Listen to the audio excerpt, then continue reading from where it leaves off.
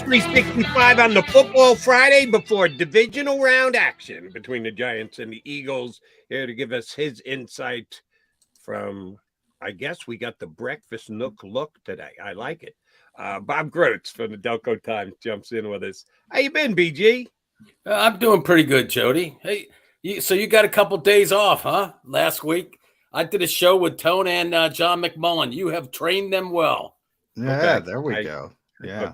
One day off to have cancer surgery, but it wasn't quite a couple. But thanks for noticing the one day I was out. Thank you very much for that. For God's sakes, I'm sorry, Jody. Yeah, hang in there, man. Yeah. Well, Jody's a trooper. We're worried about Jalen Hurts and Lane Johnson. He's taking one day, man. What do we care? Yeah, These players got to be out there. I don't.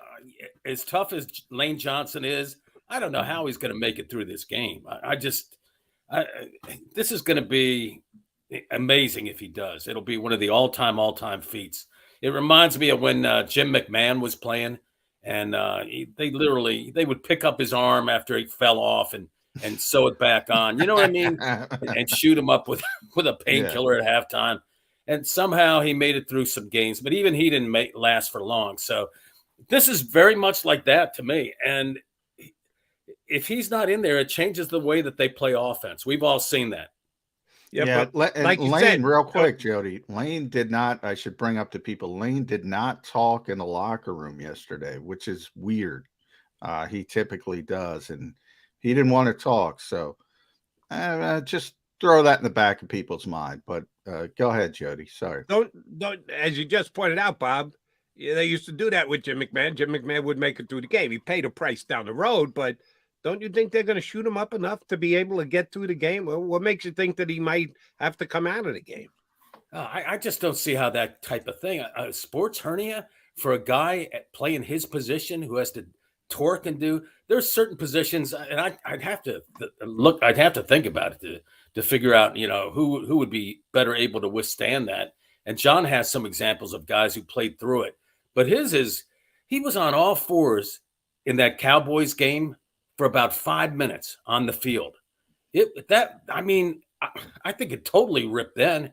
So I just can't believe that he's going to be out there, except that he's a real loyal team guy and he's going to give it everything he got. All those cliches, but they're true of Lane Johnson. So that's why I don't think he's going to make it. And you know what? Just because he's on the all fours for 5 minutes, I'm not a doctor or anything, but he was in a lot of pain. I asked him about that too, and he told me it was really nasty. So I don't know. And that was earlier in the week too. And but he said he's ready to go. I got him for a second. He walked around the locker room yesterday with a ball. Remember that, John? Yeah. Helmet. Yeah, he was getting his helmet. He said he was going to be ready to go. Yeah. He said he feels good. He's going to be ready to go. But what is he supposed to say? So I'm sure not talking to the media is part of that competitive. He didn't want to give the Giants anything more to study or think about. And I think it's all along those lines. And by the way, I think Jalen Hurts is going to be okay. But that's going to be that'll be interesting too. Especially, the first time he takes off with the ball, and he's going to do it. That's might the way be the first play, man. He might pull it on the first play and say, "I'm back." That's the way he plays. He can play in the pocket, but to do that an entire game, it's just not him. And that's not because he's not a pocket passer. It's just because he plays with a lot of instinct, and that tells him, if the pockets collapse and then he's about to get sacked, it's time to get out. Yeah, and I'm much more concerned about Lane from an uncertainty standpoint than Jalen. I think Jalen's going to be fine. Lane, I don't know. He mentioned Cam Jordan played with it, and he was talking to Cam Jordan about how to get through it. He said he doesn't want to take any painkillers, and that's why he was testing it on Wednesday. We'll see, but he will if he has to. Yeah, I don't know how you do that, right? Yeah, and everybody, we don't know the degree of his injury, and I'm just guessing in that. But that's going to be a big deal. And the other thing is, the Eagles, they played what?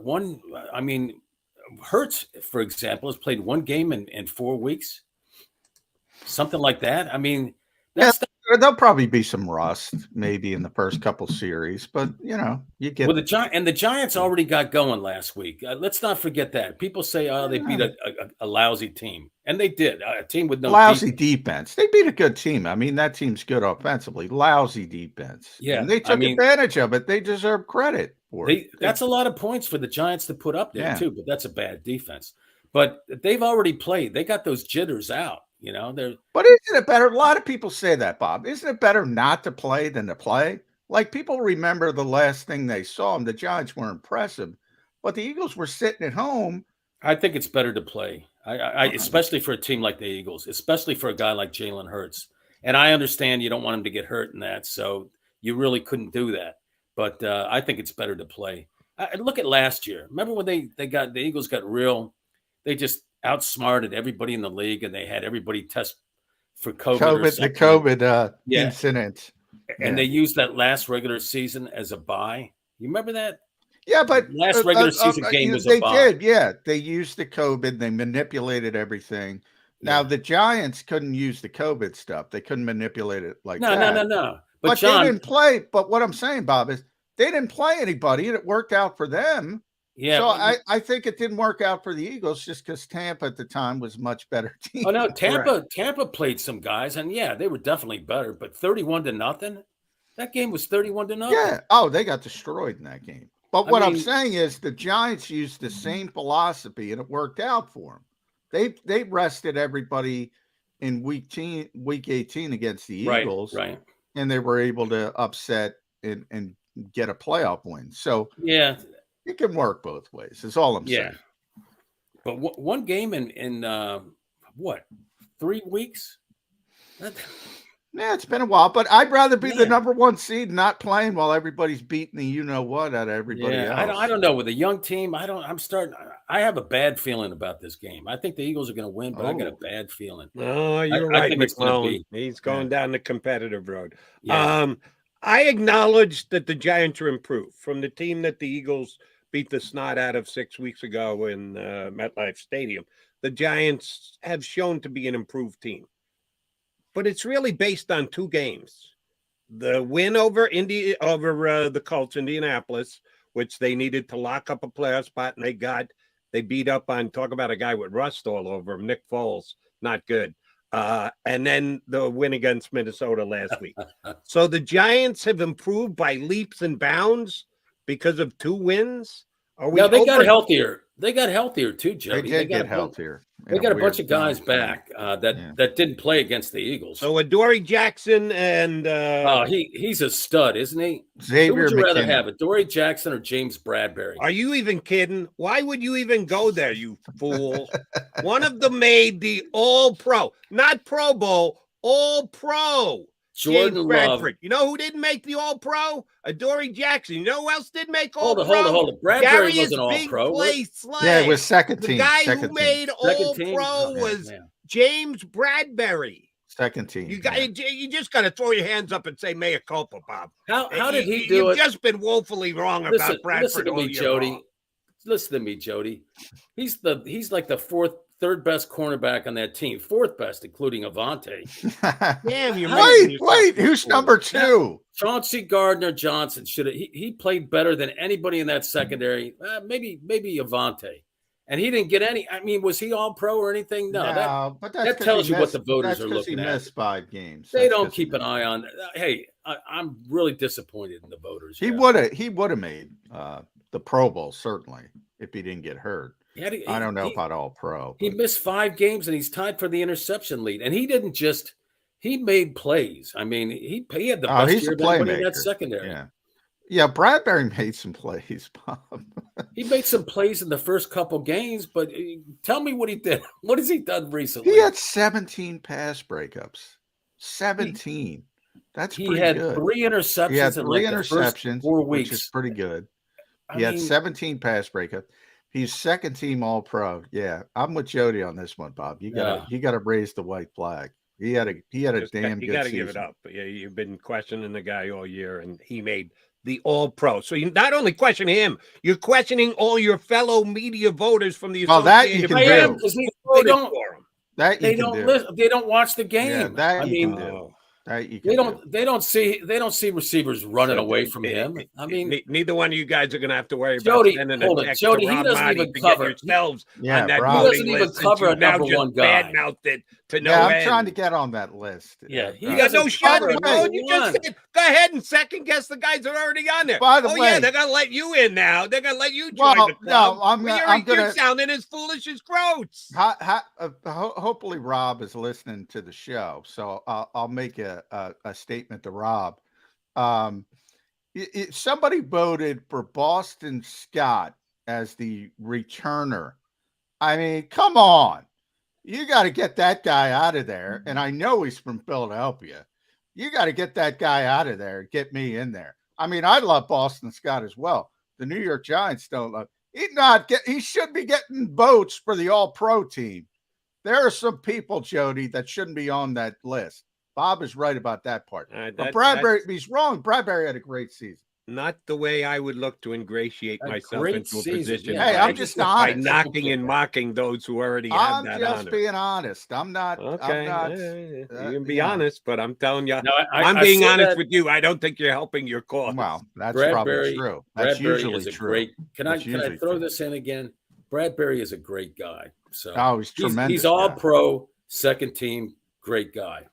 He might even be first team all pro, great guy.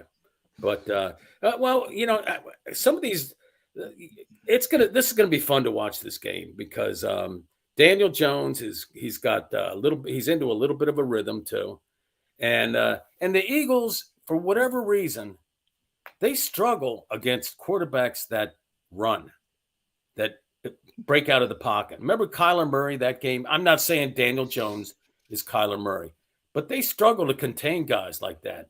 That's another component that I think will be interesting. If Daniel Jones isn't, if the Eagles don't rush really disciplined to keep him in the pocket, if he sees an opening and gets out there, that's going to be what do they call that?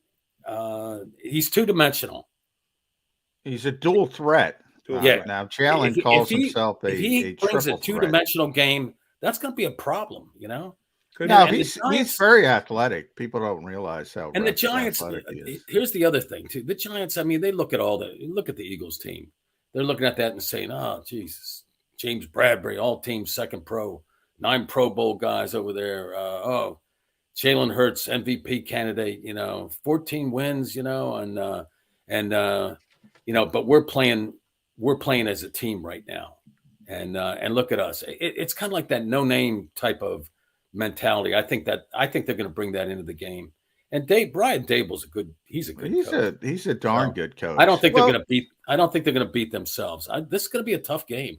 Let's talk about the coaching staff then, Bob, because I'm with you. I think Brian Dable is great. I think and Kafka is pretty good too. Kafka's good. What he's done with a limited cast. I think Wink Martindale's great.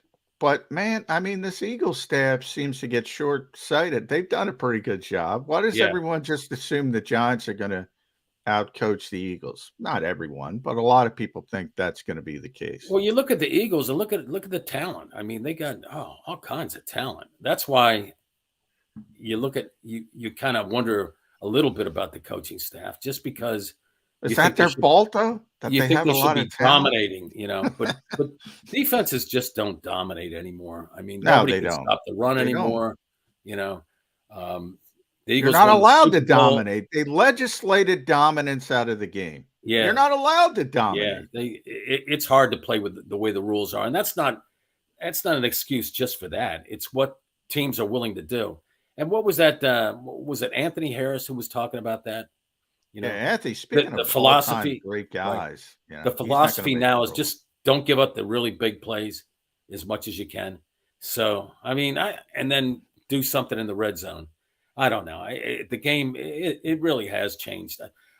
Quite frankly, I loved it in the days when Seth Joyner was playing with that 1991 defense. So does you really you could defend someone, and Eric Allen was playing corner, and banging guys all the way down the field. And boy, that do that though. I miss those days. I know. Yeah, I'm with you. I miss it. This is not defense now. Yeah. It's not defense. The game is what it is. It is.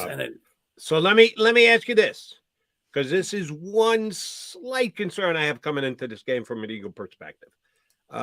You can still check a wide receiver at the line of scrimmage, but it's got to be the line of scrimmage. It's 5 yards, and then you better get your hands off them, because if you don't, they're going to call illegal contact, and they're ready, willing, and able to drop that flag. So it's not going to be like Eric Allen riding the guy all the way down the 25 yards down the field. That's done. That's gone. That's history. In fairness, Jody, they've been letting them go a little bit more in the playoffs. More than 5? Yeah. Okay. Right. Well, then that makes my question even more poignant. Will Jonathan Gannon do any of that this week? Because a lot of the Giants' success in these 2 much improved games they had are 3-step drop, quick release, get the ball out of Daniel Jones's hands quickly. Richie and Hodgins making good quick moves, catching the ball, trying to get a little run after catch. The Eagles almost never play press. They never let their corners get up and get in a guy's face on the line of scrimmage. Should they do that this week? I think you'll see some run blitzes, and if there's run blitzes, you'll see some guys right up on receivers. Yeah, I think a lot of that's not who they are. So they're a team that embraces that don't let them get behind you philosophy. Make them take the train, not the plane. So, but the Giants were a blitzing team until this week, and then all of a sudden they weren't a blitzing team. So Wink Martindale showed that you can get away from your main philosophy in a specific game if you think doing quote unquote the opposite is what will work better. Will Jonathan Gannon have that same flexibility? But did you see the mismatch they had with Dexter Lawrence on that Minnesota center? I mean, he was lifting him up and throwing him on the ground like every play. So Dexter was mic'd up on what's the old HBO show that's now on Showtime? I forget. Yeah, he just killed that guy. Yeah, I felt bad for the guy. The guy hung in there and kept taking his hits, but I don't know how he said you hugged me more than my girlfriend inside the NFL. Yeah, he was he wrecked that game. And he's not going to be able to do that. He's not going to be able to do that against the Eagles because it's Jason Kelce and Landon Dickerson and Isaac Seumalo. And and by the way, Dexter's a great player, but they're great players too. So it's going to be more. He's going to get some wins, but it's not going to be complete in total dominance. Landon Dickerson and Dexter Lawrence is the matchup to look when those. Yeah, those are 2 strong guys, man. Yeah, Landon has had a tremendous year. If you ask me, I mean, Lane's had a good year, and he's voted first team All-Pro. He's got a reputation. Landon Dickerson I think he had the best year of anybody out there. Kelce. Kelce. I think, I think the most underrated guy on that offensive line every year is Kelce. Seumalo. Oh, Seumalo. I think Seumalo had a great year.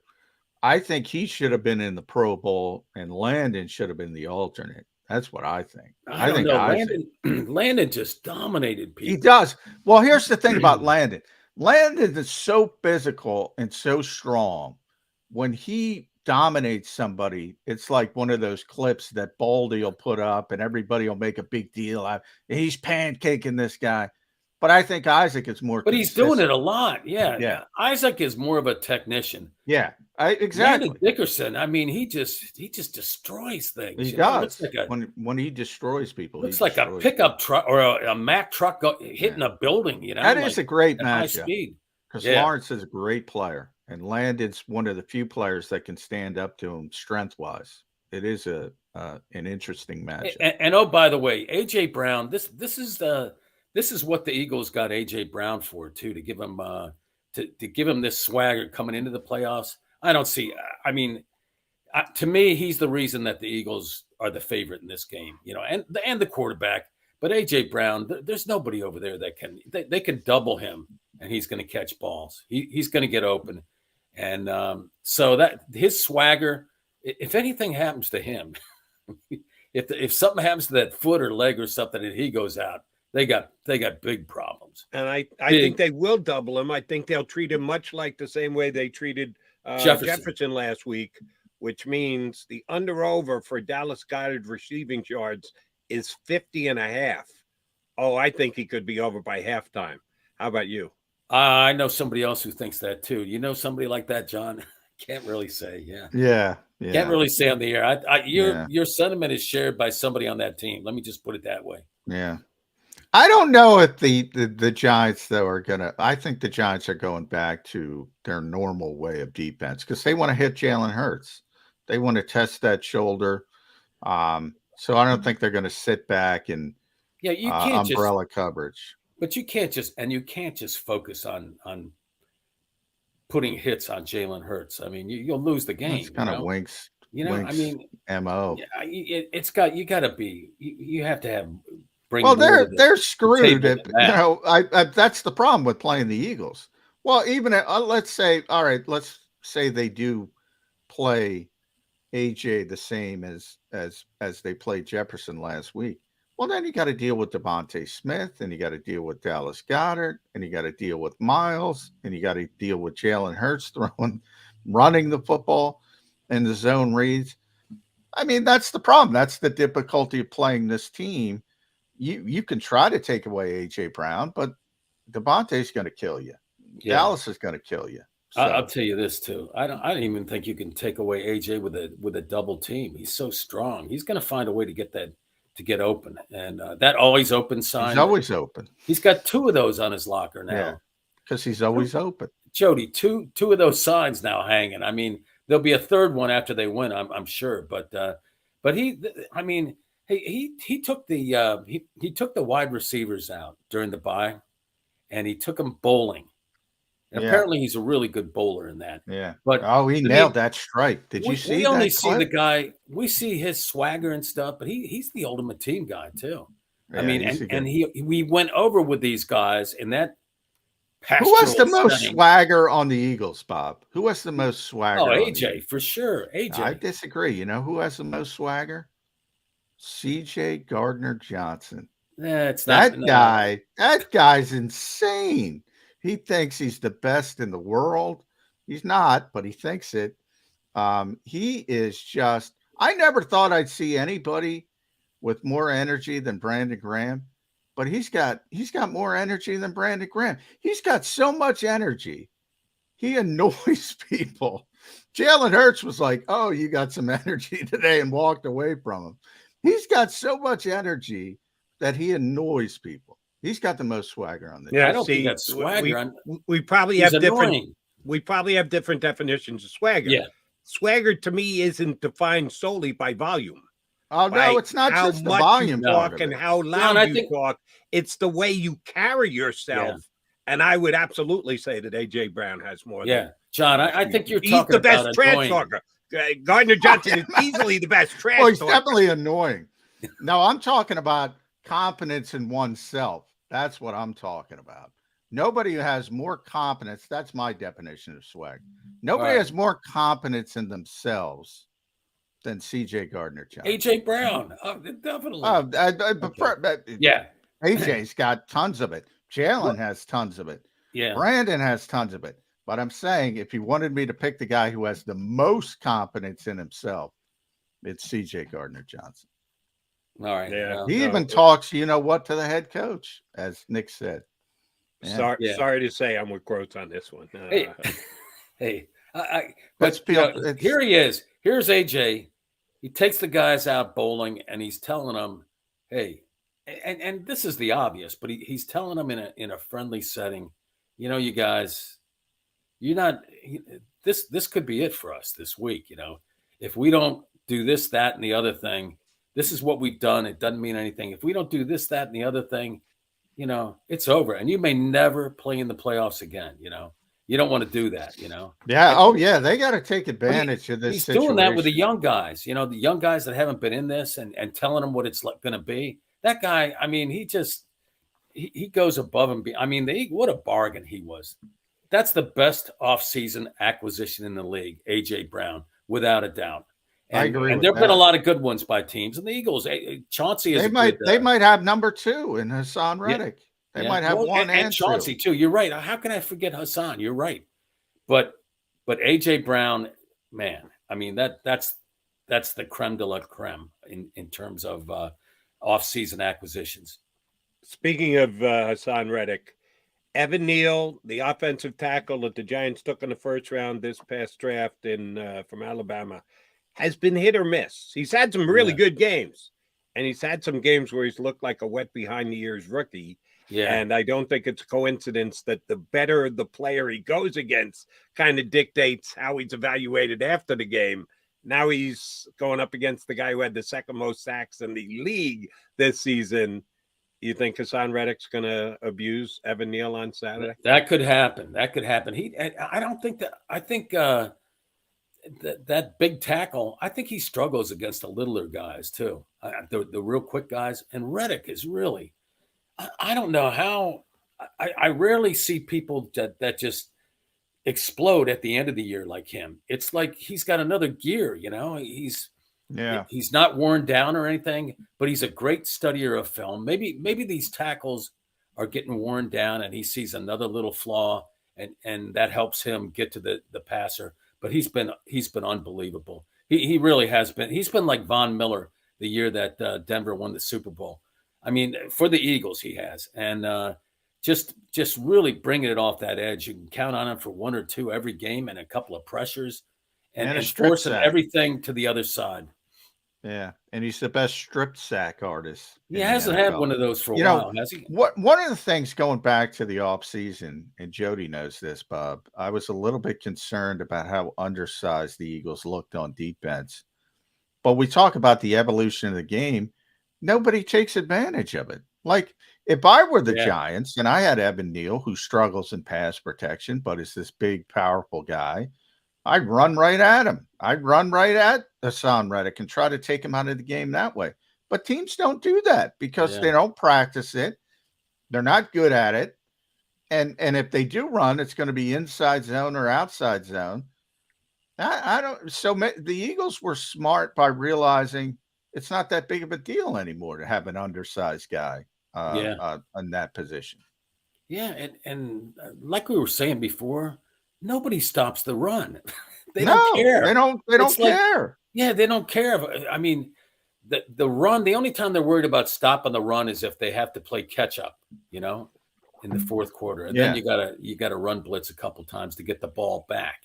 But I mean, it's I don't get that, especially maybe the Eagles come out and do that with Hurts. I mean, that would be a pretty good idea, don't you think? Especially against a team like the Giants. Well, yeah, teams run it in that fashion, with Jalen and the zone read stuff, but they don't go straight ahead anymore. They just don't. They just don't. I mean, that could benefit them, but but the Eagles, they are what they are, and they got to get the ball to A.J. Brown. That's where they start. Get the ball to AJ, and also get Hurts out there, get Hurts in space, and then if they do those two things, they'll win this game. Agreed. So, give me a final score, Bob Grotz. How I think easy is it going to be? Yeah, I think it's going to be like 21-20. Ooh, yeah, and I think I predicted Grotz would say it would be close. And I think it's going to be one of those deals too where. Like the Giants miss an impossible field goal at the end, trying to win the game. It's going to be a nail biter. Guy out for a 63-yarder. Graham can have a hell of a kicker. Right. You don't want to be in that position because he might nail that stinking thing. No, they have a hell of a kicker. My projection is that the kick is towards the I-95 goalpost, where it's toughest to kick. And the wind is really swirling. I'll tell you what, it's impossible to make a long one. 63 is way too long. But if it's 56 to win the game, the Eagles are in trouble. I don't know. 56 is doable these days in the NFL. 56 oh my God, it's not outrageous. Yeah, if it's 56 to win the game, no, I would be very wary of not Graham towards Cano. the I-95 goalpost, guys. I would be very It'll just wary. Die. All right. Now, is that determined by the coin flip? Yeah, essentially. Yeah. Because you decide whether you want the ball and then the other team decides which end they want the. So will Sirianni give that up for the second half by deferring? Oh, boy, that would be interesting. Yeah. Because Bob Grotz is telling us the game will be decided by the fact that the team having to kick the game-winning field goal will be going toward I-95, which is more difficult. So that, to me, outweighs the whole, you can get it back and forth between the second half and the first half. Should Sirianni take that into consideration? Oh, no. No. I'm trying here. You guys never gonna, want to listen to me on that. That's so the assistant GM. Now the assistant GM. Jody, you know better than to do an Alec intellectual Hallaby joke says on me. no. Yeah. Alec Hallaby says good to no. know that Alex Hallaby is going to decide the outcome of the Eagles season this year. I'm glad you got on record with that, John. John just told us that Alex Hallaby is going to dictate a decision that's so important it may decide the game before it's ever started. It's coming down to the analysis of Alex. I never thought about that, but you know what? You don't want to be going that way. If you don't want to be driving. Well, first of all, Bob's score might be the last number, and Bob's score might be correct. The first number is going to be woefully low. They won't be in a position to where they're going to lose to a Graham. It might be 22-20. You're right. Oh, he's getting it up to 22. Yeah. Good job, John. We appreciate the optimism and the confidence, Mr. Yeah. I think it's going to be a struggle, though. The Giants are warmed up. The Eagles have got a lot of young guys. They're getting in there. I don't think they're going to play horribly, but I think they are going to make a few mistakes. Well, they're going to make some mistakes. Yeah. Yeah. What I haven't really perfect. I mean, if the Eagles make a big play early, you know what the link is like. All of a sudden, all of a sudden, Daniel Jones won't hear the signals. They'll be calling timeouts. He'll be doing this, to get and he'll be calling his own plays. And the over and under on false starts is what, 2.5? Yeah. I'll tell you what, Brian Daboll will not fall apart like Mike McDaniel. I guarantee that. Well, I think we can all agree on that. All right, Mr. Grotz, feel free to go get yourself a bowl of cornflakes or whatever else you're having for breakfast. I'm waiting for my Plexiderm to come in, Jody. I hope it gets here before the game. Yeah. At Bob Grotz, StelcoTimes.com. Make sure you read Bob. By the way, he's got a nice piece up there on James Bradbury. Looking forward to the Giants game. Yeah. And some Lane Johnson info as well. No. And for those of you confused, Bob really likes James Bradbury. He just doesn't think he's a star player, which has been woefully wrong. That's a good way of putting it. I think I don't think he's a star. Yeah. But if you're watching this, James, don't take anything I say seriously. He's not a star. He's a All right, I'll see you guys. Always a pleasure. Always a pleasure. Bob Grotz here with us on Birds 365. All right, Johnny Mac coming back. We're going to give the up the turnpike look in hour number 2. Pat Leonard's been good enough to come on with us a couple times of late because the Giants and Eagles have played a couple times of late. They've got one more game to play against each other, and it's kind of the most important one since it is the playoffs. Pat Leonard, Daily News, going to join us in hour number 2 here.